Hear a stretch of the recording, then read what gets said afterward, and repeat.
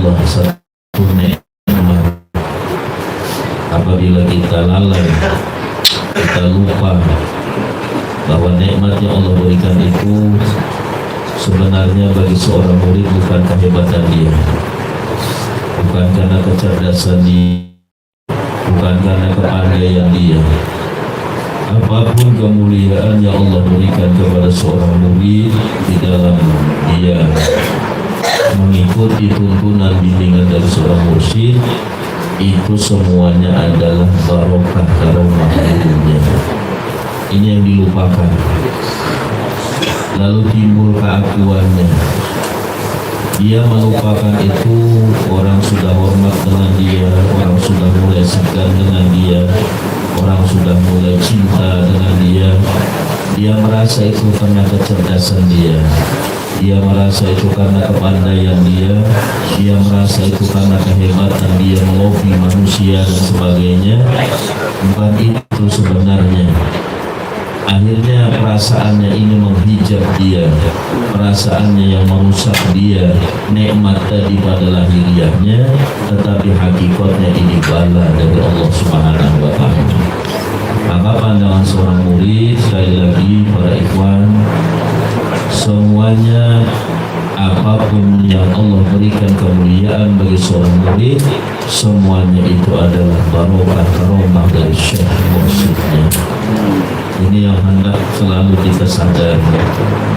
Maka di dalam bahasa tasawuf, murid yang seperti itu dia fana syekh, dia meleburkan dirinya di dalam kemuliaan gurunya. Ini akan Allah angkat derajat murid seperti itu. Tapi kalau keakuannya yang timbul, maka nanti Allah akan menghinakan orang itu. Dan ini sudah banyak buktinya, dan banyak kita lihat. Dan pada hakikatnya lahiriahnya dia Allah beri nikmat, tapi hakikatnya Allah telah ingin menghancurnya, dan itu adalah istidraj. Istidraj itu Pak, ibu diberi, tapi ini diberi tapi dibenci. Itu istidraj.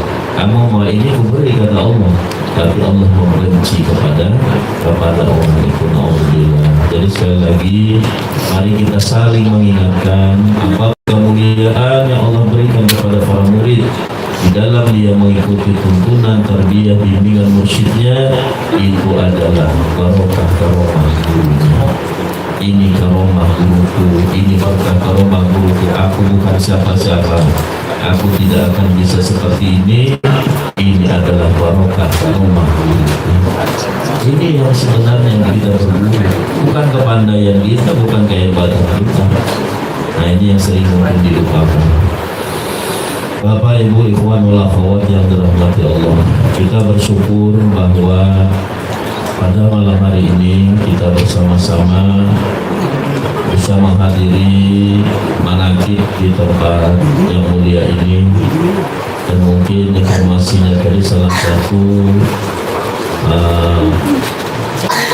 tempat yang terlama mungkin di dalam pengembangan amal FTQN menurut pesantren Suryalaya, terus istiqomah melaksanakan amal FTQN sampai saat ini. Ini tentunya menjadikan satu contoh bagi kita para ikhwan. Apapun yang dilakukan beliau generasi tua pada masa lalu, contoh yang baik ini hendaklah terus kita kembangkan, kita tindak lanjuti, karena semua yang dilakukan beliau semata-mata khidmatnya kepada Syekh Mursyid, semata-mata karena ingin menjadi khadamnya wali Allah Subhanahu wa Ta'ala.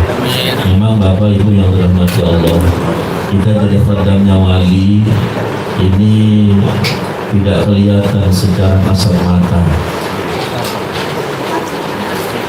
Bukan seperti orang jadi khadamnya bupati, kelihatan dapat proyek, dapat lagi, dapat job kemana-mana dan sebagainya.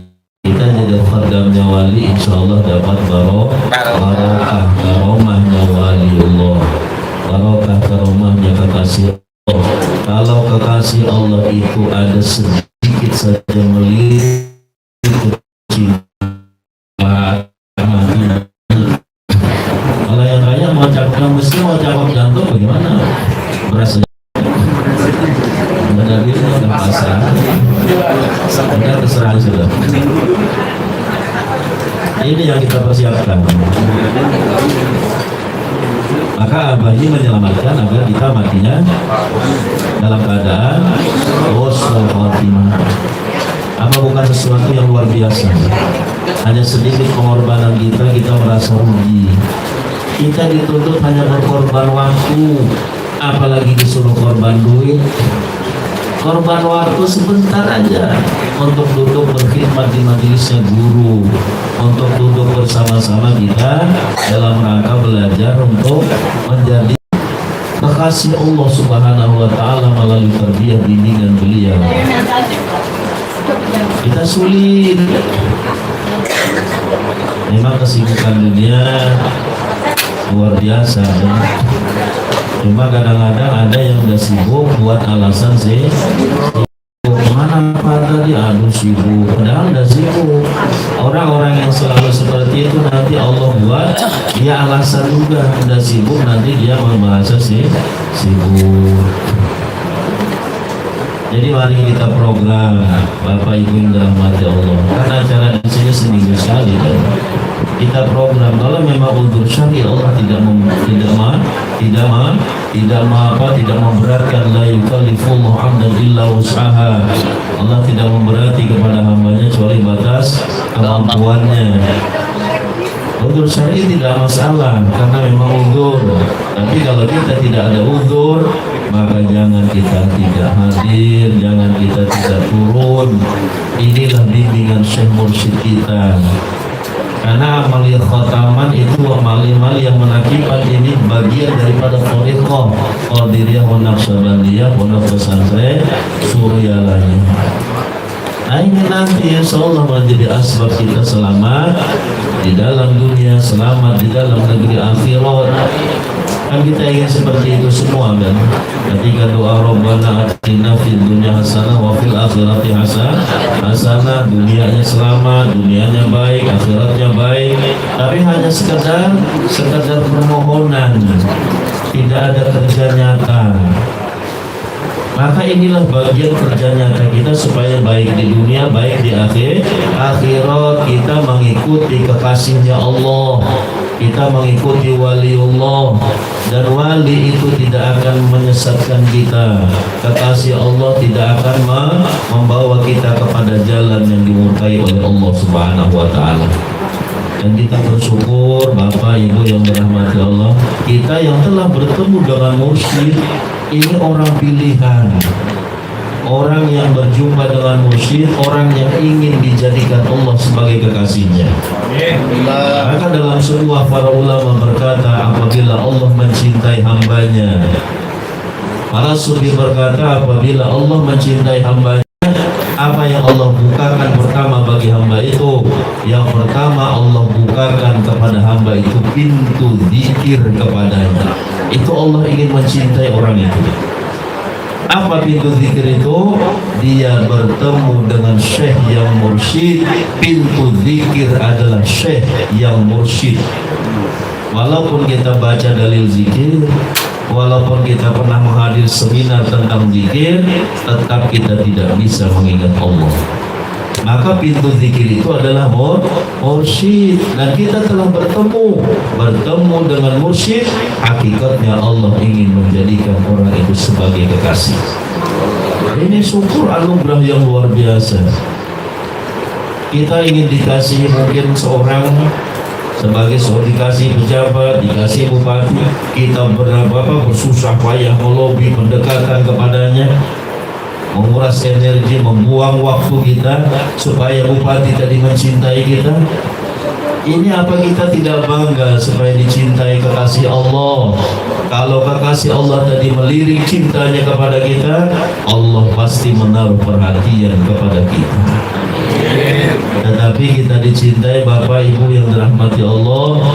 Orang yang dicintai Allah itu apa harus nikmat terus? Ya enggak. Karena sudah janjinya Rasulullah, idza ahabballahu 'abdan, idza ahabballahu bi'abdi, apabila Allah mencintai hambanya, Apa kata Rasulullah? Diuji oleh Allah hamba itu. Benar asli kecintaannya apa tidak? Cintanya ini murni apa tidak? Dibenturkan dulu, dihina, difitnah, apalagi dicaci maki, dikatakan sesat dan sebagainya. Apa dia istiqomah atau tidak mengikuti tuntunan kekasihnya? Ini kita dibenturkan supaya asli apa tidak kecintaan orang itu.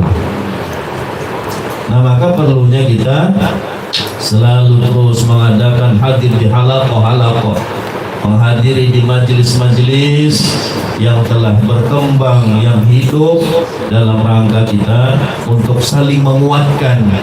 Karena kalau kita jarang, kita malas, ini nanti menjadi lemah sendiri. Ibarat seperti pohon itu dia tidak tersirami. Di dalam satu majelis ada rohaninya yang luar biasa kepada Allah, ini akan membias kepada rohani-rohani yang lemah. Maka kita saling mendukung, kita saling menguatkan. Itulah manfaatnya hadir di dalam majelis-majelis seperti ini. Jadi akhirnya semangat. Kalau zikir sendirian kita mungkin malas, tapi ketika kita bersama-sama ada getaran yang luar biasa dan yang lain akan menumbuhkan semangat kita untuk berzikir mengingat Allah. Nah, ini yang perlu terus, jangan jauh dari majelis-majelis seperti ini. Jangan jauh daripada majelisnya para kekasih Allah Subhanahu wa ta'ala. Bil khusus majelis Syekh Mursyid, guru kita. Ini majelisnya guru kita. Jangan Bapak Ibu mengatakan ini majelisnya si Ustadz Anu, ini majelisnya Bapak si Anu. Bukan. Ini majelisnya Syekh Mursyid. Kalau majelisnya Ustadz Anu dia boleh merubah-rubah. Itu majelisnya si Ustadz. Kalau itu majelis dia, maka dia bisa merubah, dia mengurang, dia menambah. Ini adalah majelisnya Abah. Dimanapun amaliyah TKN dikembangkan, itu adalah majelisnya Syekh Mursyid. Semuanya hidangan itu hidangan dari Mursyid. Semua amaliyah itu amaliyah dari Mursyid. Tidak ada kita nambah-nambah. Yang di luar negeri, yang di Kalimantan, yang di Sumatera, di mana-mana tidak boleh merubah, menambah. Karena ini amaliyahnya Mursyid, bukan amaliyah kita. Kalau amaliyah kita, misalnya kata Ustaznya, saya masih capek Bapak Ibu, dikurangin aja sedikit, saya mau cepat istirahat. Besok dia dalam keadaan fit tubuhnya, tambah lagi Pak yang ini, saya kuat saja masih. Itu majelis dia. Kalau ini majelisnya guru kita Syekh Ahmad Sohibullah Fathul Arifin. Maka kita hadirilah majelisnya wali Allah. Wali itu hadir bersama kita, duduk berzikir. Bahkan para malaikat pun berombong-rombong, berbondong-bondong. Dia hadir duduk di majelisnya para kekasih Allah Subhanahu wa ta'ala. Maka kata Rasulullah, al-majlis salih yukaffiru alfa majlis so. Majelisnya orang soleh, apalagi majelisnya wali, dia mampu melebur berjuta-juta majelis yang tidak baik. Maka luar biasa. Apa tidak ini suatu motivasi yang luar biasa?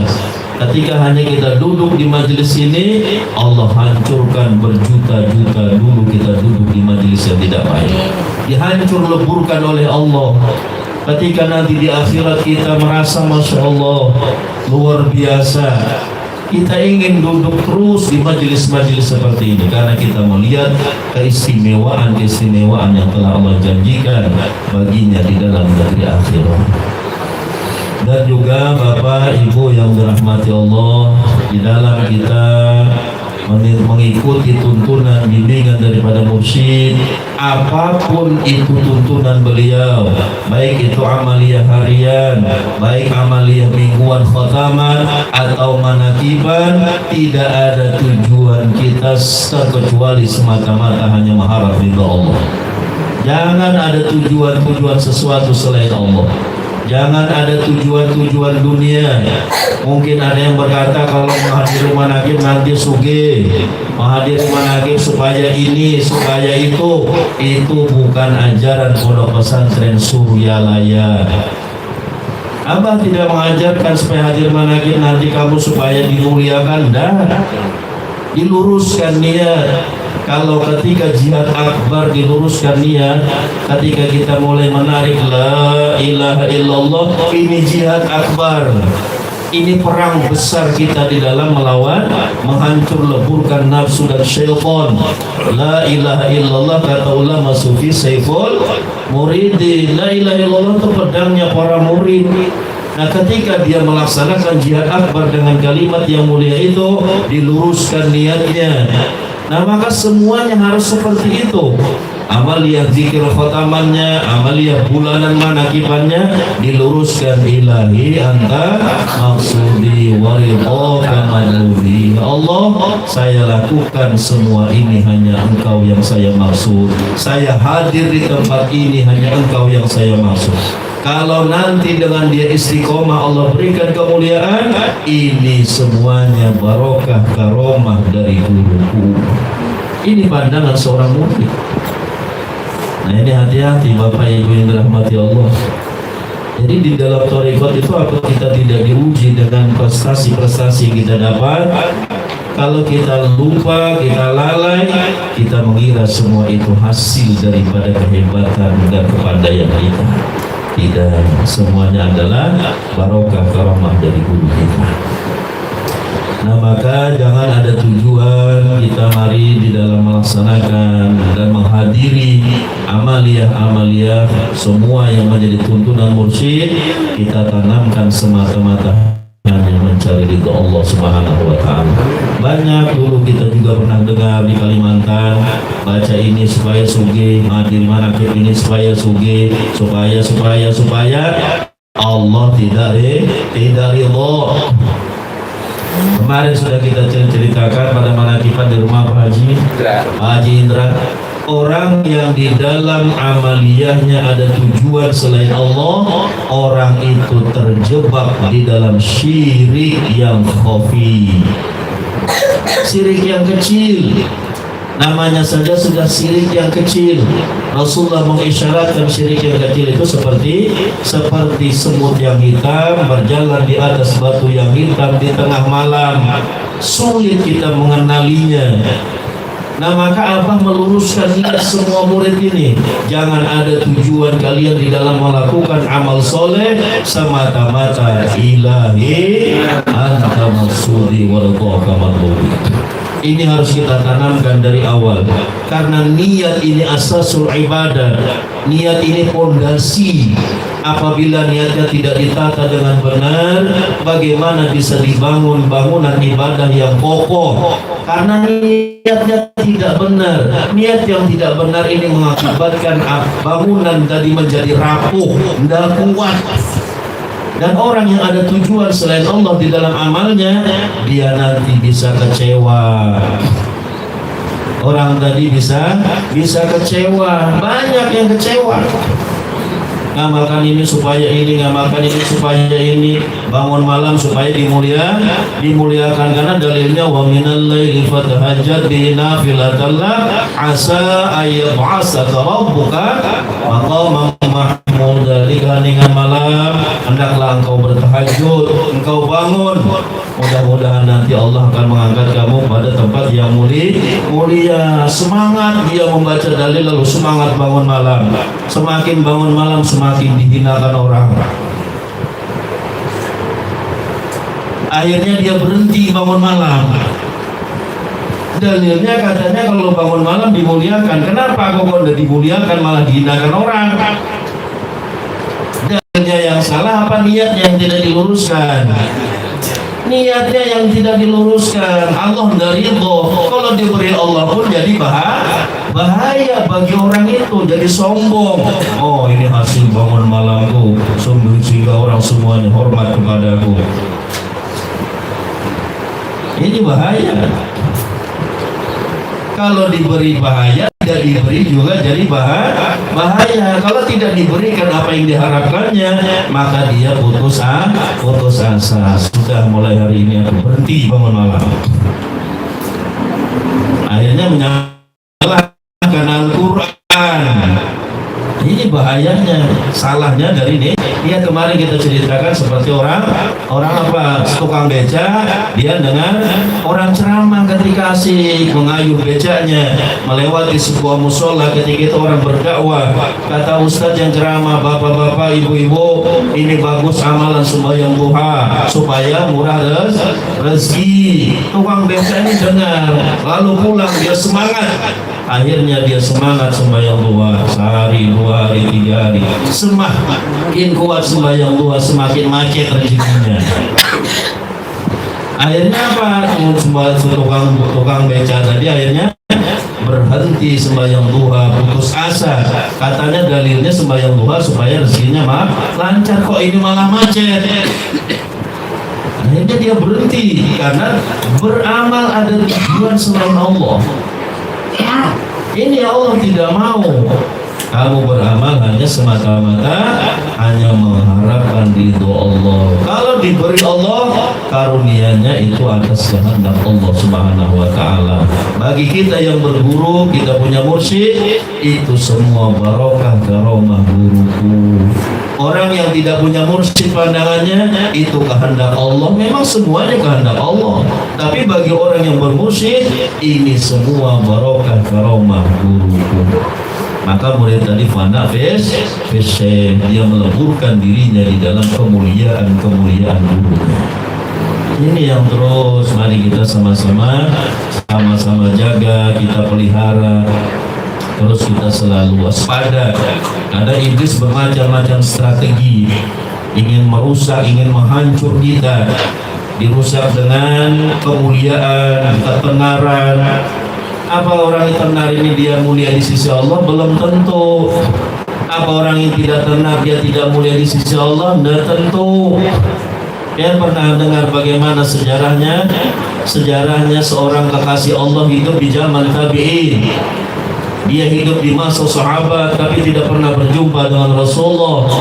Dia bernama Uwais Al-Qarni. Siapa yang kenal dengan Uwais Al-Qarni? Satu negeri itu tidak ada yang kenal dengan orang yang bernama Uwais Al-Qarni. Tidak tenar. Apa dia tidak mulia di sisi Allah? Dia mulia di sisi Allah, tapi tidak ditenar di tengah manusia. Ada satu cerita tentang Uwais Al-Qarni di dalam kitab An-Nawadir. Di dalam kitab An-Nawadir diceritakan pada masa hidupnya Uwais Al-Qarni ada sekitar 200 orang pedagang. Pedagang berangkat membawa barang dagangannya ke sebuah negeri di seberang laut. Jadi berangkatlah belayar, pedagang ini membawa perdagangan masing-masing, kurang lebih ada 200 orang. Uwais Al-Qarni ini ikut di dalam kapal ini. Dia duduk di sudut kapal sendirian. Orang asing membicarakan dagangan mereka. Akhirnya ketika kapal sudah berjalan di tengah lautan, terjadilah sebuah badai yang sangat dahsyat.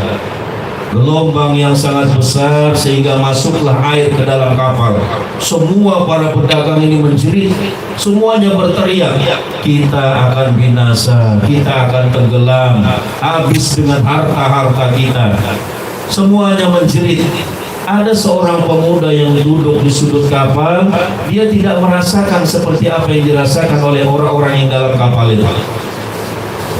Dia diam. Akhirnya air semakin banyak masuk ke dalam kapal. Kapal sudah hampir tenggelam. Maka keluarlah pemuda tadi, meloncat dari dalam kapal, lalu keluar dari kapal. Dia berdiri di atas gelombang. Dia sholat 2 rakaat, lalu semua orang yang dalam kapal menjerit, ya wali Allah tolong kami, ya wali Allah tolong kami. Beliau tidak menghiraukannya. Akhirnya ada seorang pemuda yang berkata, ya Allah yang memberikan kekuatan kepada wali Allah, tolonglah kami. Lalu berpalinglah beliau. Dia katakan, hai kalian semua yang dalam kapal, silahkan keluar satu persatu. Maka yang 200 orang semuanya keluar dari kapalnya, semuanya berdiri di atas gelombang dengan barokah karomah kemuliaan Uwais Al-Qarni. Tidak dikenal di tengah manusia, tidak masyhur Uwais Al-Qarni di tengah masyarakat, dan tidak ada yang kenal. Apa orang tidak kenal kita jadi hina di sisi Allah? Tidak. Apa ketenaran itu menjadi mulia di sisi Allah? Tidak. Banyak orang yang tenar dihancurkan Allah. Jadi bahaya, tenar bahaya kan, dan itu ujian dan itu fitnah bagi perjalanan khususnya kita bertauhid. Nah, Bapak Ibu yang dirahmati Allah, maka orang-orang yang 200 ini berkata, siapakah engkau ya wali Allah? Kata beliau, saya adalah Uwais Al-Qarni. Maka Al-Qarni, ulama sufi berkata, kedudukan makom kewaliannya, beliau adalah makom waliullah Qutubul Ghaus. Seperti guru kita Abah, beliau makom kewaliannya adalah Qutubul Ghaus. Apalagi para murid, ya Allah, dengan barokah karamah guruku, ya Allah, barokah karamah guruku. Terus kita andalkan beliau di sisi Allah Subhanahu wa taala. Kenapa punya andalan kau tidak diandalkan? Kita punya guru, kenapa kita tidak andalkan di hadirat Allah? Dan kita semuanya insya Allah sudah merasakan karamah beliau. Kita semuanya merasakan pengalaman spiritual masing-masing. Karamah Abah ini kalau ditulis tidak cukup buku. Seperti bagaimana karamahnya Syekh Abdul Qadir Jailani qaddasallahu sirrah. Satu orang murid saja mendapat karamah beliau, mendapat perjalanan spiritual bimbingan beliau. Satu orang satu saja kali berapa murid beliau? Tidak cukup buku untuk menuliskan kemuliaan karamah daripada guru kita Syekh Ahmad Sohibul Wafatatul Arim. Banyak kami merasakan perjalanan yang kita merasakan kemuliaan karamah yang Allah berikan melalui beliau, kita mendapat keanehan-keanehan. Nah ini insya Allah semua kita akan pernah merasakan. Nah, Bapak Ibu ikhwan wal akhwat yang dirahmati Allah, jadi sekali lagi apapun yang kita lakukan di dalam mengikuti tuntunan bimbingan mursyid, jangan ada tujuan apa-apa kecuali hanya mencari ridha Allah Subhanahu wa taala. Supaya ini supaya itu tadi apa? Kita terjebak di dalam syirik ya khofi. Maka Abah ini luar biasa. Sering kita sampaikan, wali itu jenius, luar biasa. Kita dulu pernah belajar bermacam-macam menghadiri pengajian. Adakah niat kita diluruskan dulu? Tidak. Dulu kita juga sering berzikir. Apakah diluruskan dulu niat kita sebelum berzikir? Maka setelah kita bertemu mursyid, semuanya diluruskan. Kelihatannya kalimatnya ringan, kelihatannya sederhana, tapi dia syarat dengan sesuatu yang luar biasa di dalam menyempurnakan ibadah kita kepada Allah Subhanahu wa taala.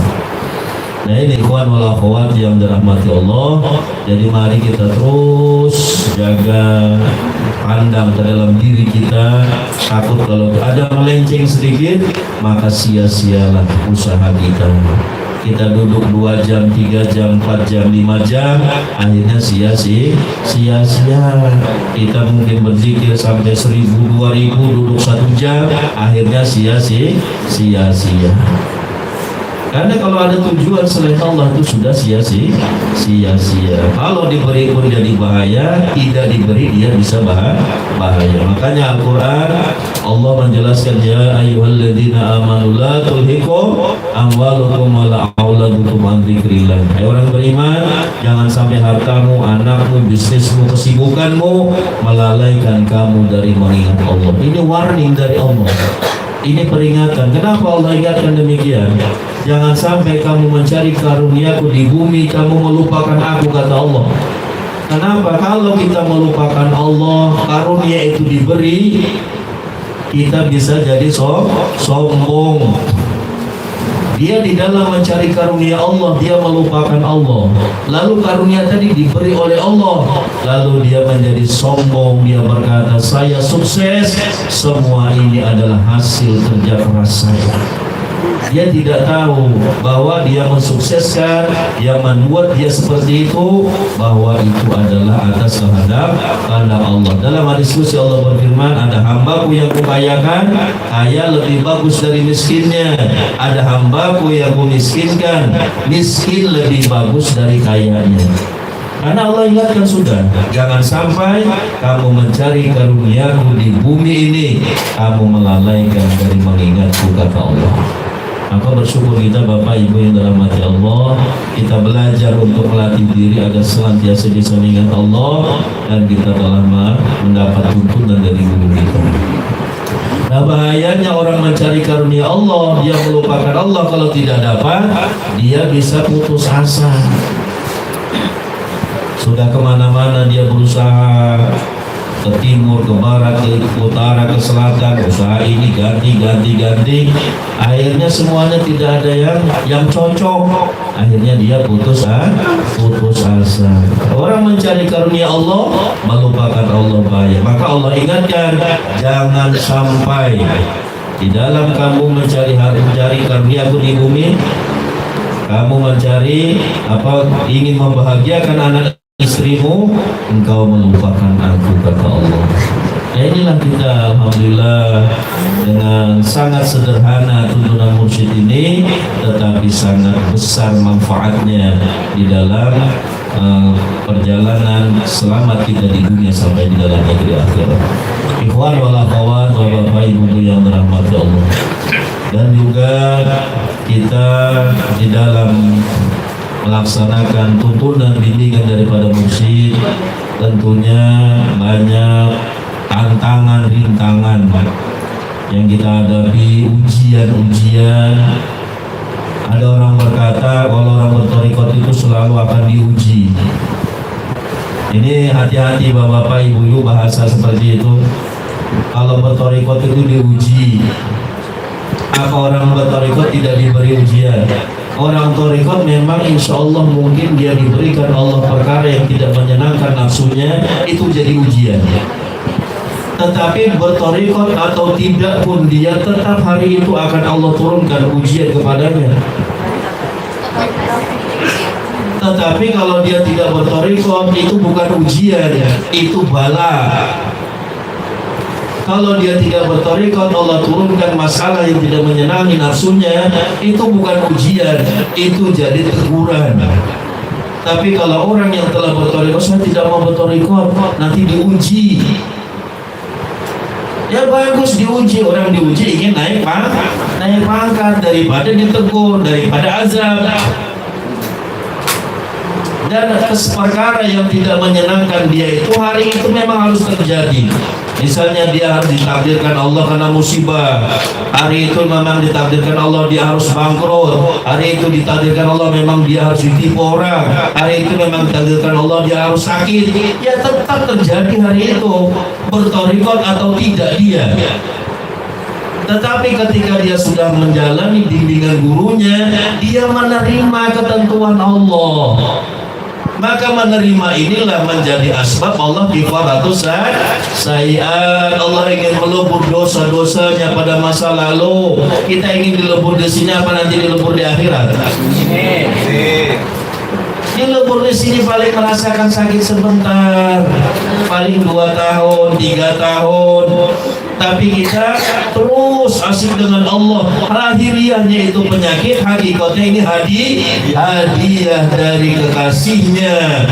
Kalau hadiah nikmat, kita merasa ini bala azab. Kalau azab berarti itu bukan orang yang memproses iman. Orang yang bertorikot itu orang yang memproses imannya. Jadidu imanakum biqauli la ilaha illallah. Ini proses iman kita dapat masalah. Ya jadi dia semakin dekat. Maka inilah hadiah dari Tuhannya. Allah ingin mengangkat derajatnya. Apa kita kita tidak ingin Bapak Ibu yang dirahmati Allah, di balik ujian itu ada kemuliaan. Tapi kalau itu teguran, kalau itu azab, tidak ada kemuliaan.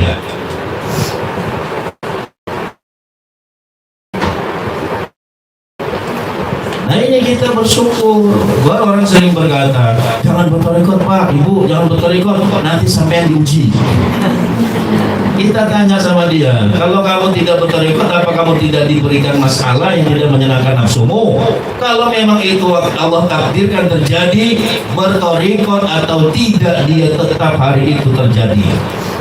Nah ketika dia sudah memproses imannya, nah kejadian yang tidak menyenangkan nafsunya ini menjadi raf'ud darajat. Allah ingin mengangkat darajatnya, wa kifaratu sayiat, Allah ingin melebur dosa-dosanya. Jadi dia diberikan itu bukan innalillah, alhamdulillah, alhamdulillahilladzi a'tani wa akhadha minni. Itu kata para ulama-ulama, orang-orang soleh pada masalah. Nah ini Bapak Ibu yang dirahmati Allah. Nah maka itu, jadi bahasa-bahasa ini hati-hati, salah paham sering.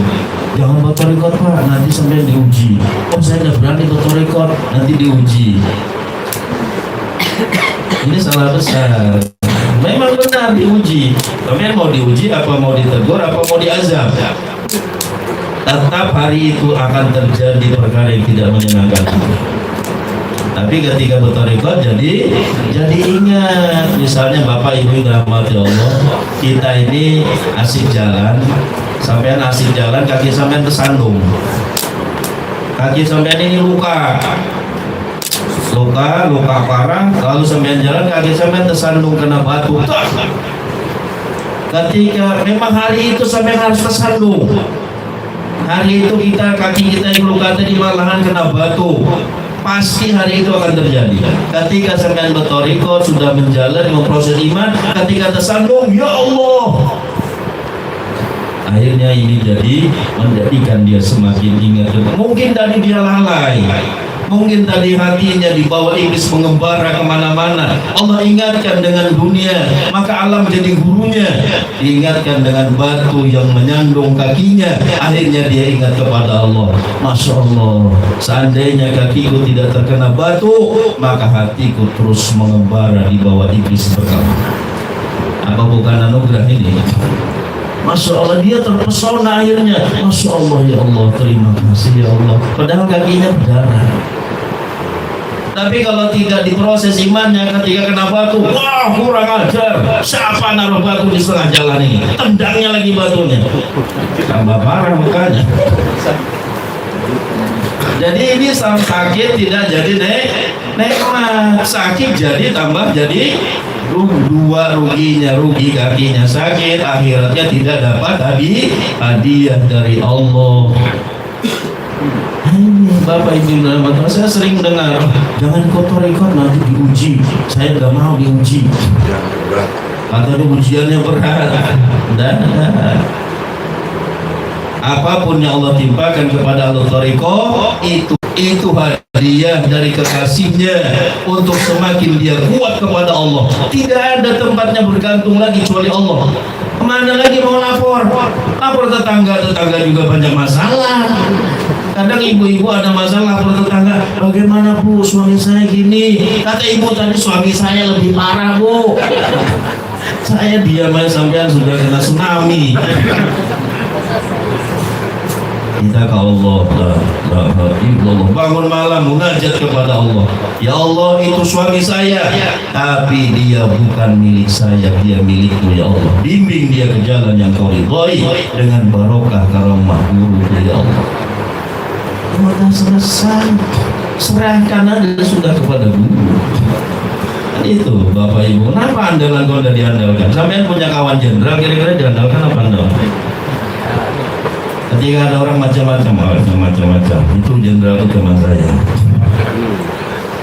Kita punya jenderalnya, jenderal Abah ini Kutubul Ghaus, maka kita meminta dengan barokah karamah beliau. Udah ke Allah semua, tidak ada. Jadi apapun yang Allah timpakan kepada ahlul thariqah, Allah ingin mengangkat derajatnya, Allah ingin menghapus segala dosa-dosa. Di balik ujian itu ada kemuliaan. Kalau itu ujian, tapi kalau teguran, kalau itu azab, tidak ada kemuliaan di baliknya. Bagaimana orang yang ditegur, orang diazab? Ya orang yang tidak mau proses imannya, maka dia ditegur, dia diazab. Nah ini kita waspada, Bapak Ibu semuanya, ya terus kita proses diri kita masing-masing, semakin kuat kepada Allah, semakin kita belajar mencintai Allah, semakin kita akan selalu merindukan Allah. Akhirnya kematiannya pun dia diundang oleh Allah. Matinya tidak dicabut, matinya dijemput. Ya ayat Tuhan nafsul mutmainnah irji'i ila rabbiki radiyatan mardiyah. Kembalilah sayang. Ini kan arti kembali sayang itu artinya dijemput.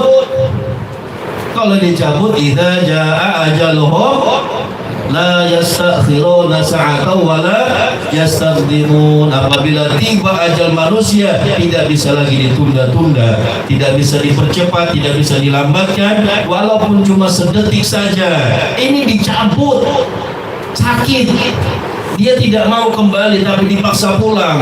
Kalau anak pengen asik bermain-main di tengah jalan, asik main hujan-hujanan, senang-senangan dia di dalam permainannya dengan teman-temannya, ketika orang tuanya narik dulu pulang, kira-kira marah enggak dia? Marah dia sampai kencing-kencing, ngomel-ngomel, sudah enggak karuan. Karena dia asik dengan dunianya. Kita ini juga asik sama, cuma fisiknya beda dengan dia. Dia main lumpur, kita main dunia, kesenangan yang menipu daya kita dari Allah. Maka Syekh Mursyid ini memegang rohani kita agar kita tumbuhnya di dunia, hatinya asik dengan Allah. Silahkan kita miliki dunia, bukan dilarang kaya, bukan dilarang kita jadi pejabat, bukan dilarang kita sukses, tapi jangan sampai semua itu kata Allah melalaikan kalian dari mengingat aku. Allah tidak melarang. Ini dunia fasilitas diberikan Allah kepada manusia. Dunia ini bukan untuk jin, dunia ini bukan untuk syaitan, dunia ini bukan untuk apa? Untuk binatang. Dunia ini Allah berikan untuk manusia. Tapi jangan sampai kita melupakan Allah. Nah ini dibuang manfaatnya, masya Allah. Dipegang oleh mursyid, diposisikan rohaninya di sisi Allah Subhanahu wa Ta'ala. Sudah asik aja rohaninya dengan Allah. Kita latih terus. Nah ini yang kita bersyukur luar biasa, ikhwanul akhwat, yang tidak kita bisa nilai bagaimana jasanya guru kita kepada kita. Tidak ada bisa kita ukur dengan materi dunia. Habis harta pian diserahkan kepada beliau hanya dengan dapat talqin, tidak ada nilainya harta itu. Kita diposisikan di sisi kekasih Allah, kekasihnya Allah, kita diposisikan di hadirat Allah. Itu tempat yang terpuji, sebaik-baik tempat, tidak ada selain tempat itu. Kita diposisikan di samping presiden, lumayan baik menurut manusia. Di sisinya bupati, tapi adakah tempat yang termulia bagi orang yang beriman kecuali hanya diposisikan di sisi Tuhannya. Nah ini nanti matinya akan dipanggil kembali, saya, aku ridho, engkau ridho. Senyum dia meninggalkan dunia. Maaf Bapak Ibu, saya sudah banyak membuktikan ahlul thariqah mereka meninggalkan dunia dalam keadaan tersenyum. Dia melihat kepada kebesaran kemuliaan kekasihnya. Ini yang terus kita proses, karena ini akan kita lalui semua, mati akan kita lalui semua. Jangan dianggap enteng. Abah menyelamatkan ruh kita, mari kita jaga nikmat yang sangat berharga ini. Jangan sampai kita lepas dari genggaman beliau. Seperti sampaikan Bapak Ketua kita, jangan sampai lepas dari genggamannya, jangan sampai keluar dari kapalnya. La ilaha illallah, la ilaha illallah safinatun najah.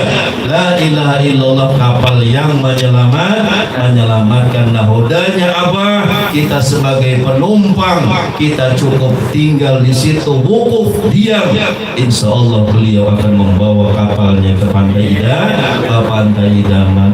Banyak memang godaan badai, topan menghantam kapal itu. Selama kita berada di dalamnya kita aman, yang keluar dia akan binasa.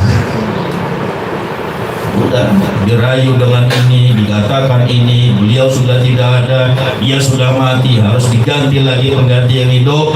Itu rayuan semua.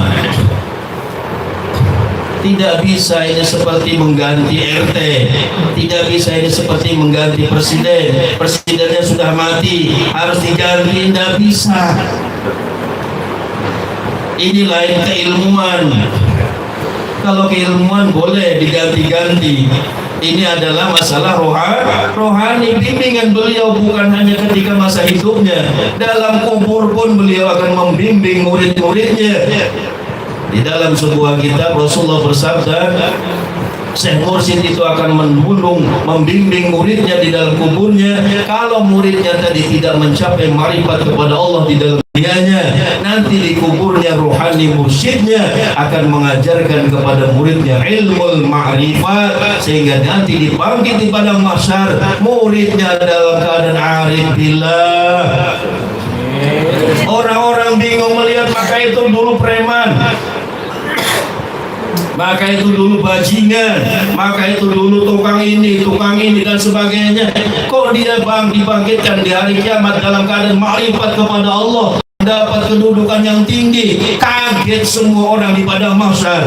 Ternyata dia punya guru rohani. Ini bersyukurnya Bapak Ibu yang dirahmati Allah. Dengan kejahilan kita, dengan kebodohan kita, dengan segala kekurangan kita, kita dimasukkan oleh Abah dalam kapalnya. Hanya sekadar meminta, hanya sekadar berkata saya siap ngamalkan. Sebenarnya kalau Abah ingin syarat itu tidak banyak dibuat, kita banyak yang tidak masuk syarat. Tapi dengan ketinggian kedudukan makom kewalian beliau, maka beliau menerima siapapun boleh masuk ke dalam kapal saya. Kapal saya kapal pesiar, bukan kapal kecil. Nahodanya milih-milih, orang boleh masuk. Kalau kapal besar semuanya boleh masuk. Maka kapal Abah kapal besar. Maka sering saya sampaikan, banyak kapal yang berlabuh menuju sebuah pantai idaman, tapi tidak semua kapal pesiar. Kalau ada kapalnya kecil, nahodanya berkata yang boleh masuk ikut kapal saya hanya hafal Quran. Yang hafal Quran tidak banyak karena kapalnya kecil. Dia buat syarat, yang boleh masuk ke dalam kapal saya hanya orang-orang yang pemurah. Yang boleh masuk ke kapal saya hanya orang-orang yang alim, hanya orang-orang yang bagus syariatnya. Itu juga tidak banyak. Nah, maka Abah tidak membuat syarat apa-apa, maka hanya sekadar meminta, siap mengamalkan. Kita sudah mendapat bimbingan beliau. Nah ini, jadi kita sudah merasa optimis dalam hidup kita. Dulu pesimis. Kita sudah berlimang dengan dosa, berlumur dengan dosa, seolah-olah kita sudah berada di tepi api neraka. Sudah seperti ini terlanjur hidup, sudah kandung basah biar mandi sekalian. Akhirnya dia terus berlimang di dalam dosa, karena dia sudah merasa bahwa tidak akan juga selamat. Nah, setelah kita bertemu mursyid, kita punya harapan selamat nanti ketika sakratul maut. Ini Masya Allah, luar biasa kemuliaan seorang mursyid. Tidak bisa kita ungkapkan kemuliaan beliau kepada para murid-muridnya. Ikhwan wal akhwat yang dirahmati Allah, dan juga kita di dalam mengikuti tuntunan bimbingan mursyid, bukan hanya sekedar kita istiqomah mengamalkan amalia-amalia yang sudah diberikan beliau. Mari kita tanamkan rasa khidmat. Kita belajar untuk berkhidmat pada mursyid. Apa potensi potensi yang Allah beri kepada kita. Mari kita gunakan itu sebagai khadamnya wali. Apa yang Allah beri? Oh, aku tidak punya harta, aku tidak punya ilmu, aku tidak punya pangkat jabatan, tapi aku masih punya tenaga untuk berkhidmat kepada guruku. Biar nanti saya tukang parkir, Pak. Taruh saja itu sana sepeda motornya. Saya tukang parkir. Oh, biar saya tukang susun sendal, Pak. Oh, biar saya tukang basuh, tukang cuci piring. Biar saya tukang ampar, tukang gelar ambal. Ketika nanti para murid-murid Abah datang untuk beramal, dia tinggal duduk, tidak repot-repot lagi menggelar ambal, tidak repot-repot lagi dia markir, tidak repot-repot lagi nyusun sendal. Ketika pulang sudah langsung masuk sendalnya. Ini bingung jadi sendal, mana sendal saya? Yang kanan di timur, yang kiri di barat. Keluar sambil ngomel. Akhirnya kalau sudah ada yang berkhidmat, maka dia kematiannya akan dikenang oleh umat.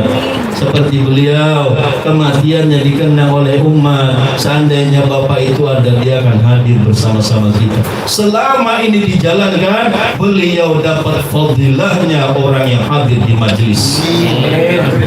Masya Allah, untungnya orang-orang yang berbuat amal soleh. Ini kita belajar berkhidmat. Apa potensi Allah beri kepada kita? Oh, saya cuma bisa tukang SMS.